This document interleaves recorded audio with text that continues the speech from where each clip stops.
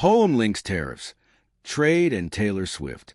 Mawer's newest year-end poem ties economics to pop culture, using tariffs, trade battles, and Taylor Swift as touchstones for a turbulent year.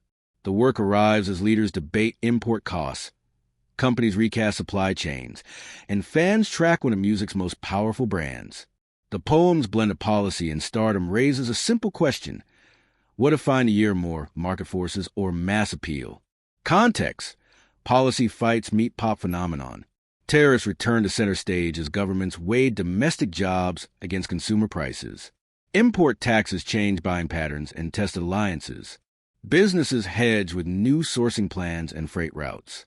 Trade battles extended beyond headlines. Manufacturers reported higher input costs. Retailers debated whether to pass along price rises or absorb them. Farmers watched export markets shift with each new round of measures. Taylor Swift, meanwhile, dominated culture and commerce. Her tours drove record ticket sales and boosted local spending in host cities. Streaming and re-releases kept attention high and wallets open. Art meets economics. Mawer's framing links household budgets to playlist choices. It suggests policy moves shape the checkout line, while pop stars shape where people spend free time and money. The contrast highlights how numbers and narratives share the same stage. The poem's line about tariffs and trade battles captures the year's steady friction.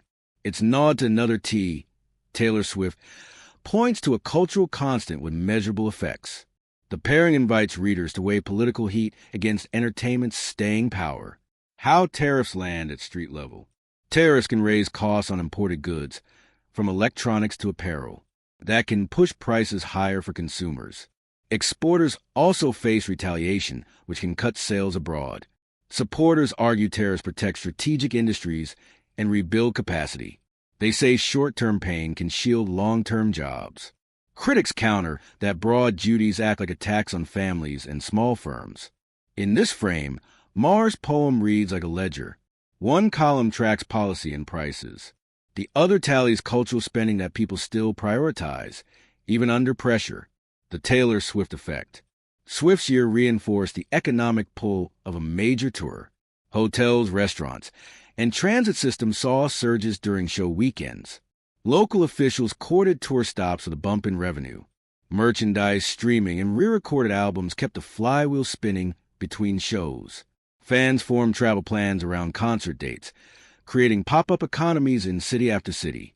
Mawer's choice to pair trade fights with Swift reflects a simple fact. Even when prices rise, consumers still chase shared experiences. They cut elsewhere or save longer to attend. Competing views on what mattered most. Business leaders told analysts that tariff uncertainty complicated planning. Some companies raised prices. Others trimmed margins. A few shifted production closer to buyers to reduce exposure. Cultural analysts argued that music and sports offer relief and community. They saw demand hold steady for marquee events, despite higher travel and ticket costs. That persistence shaped the year's spending story. Economists split on what will fade first. One camp expects consumer fatigue if prices keep rising. Another expects premium events to keep drawing crowds, even as everyday purchases slow. A tradition of year-in-review verse. Writers have long used poetry to mark public life. Verse compresses the year's themes into memorable lines. It can reach readers who ignore policy briefings or market reports. Mawer's summary signals the moments that stuck. Tariffs and trade fights carried weight in pocketbooks and boardrooms. Taylor Swift anchored a cultural storyline with clear economic echoes. What to watch next? Tariff timelines, exemptions, and sector-specific duties. Corporate supply chain shifts and pricing strategies. Consumer spending on live events and travel. Policy choices will set the tone for imports and exports in the months ahead.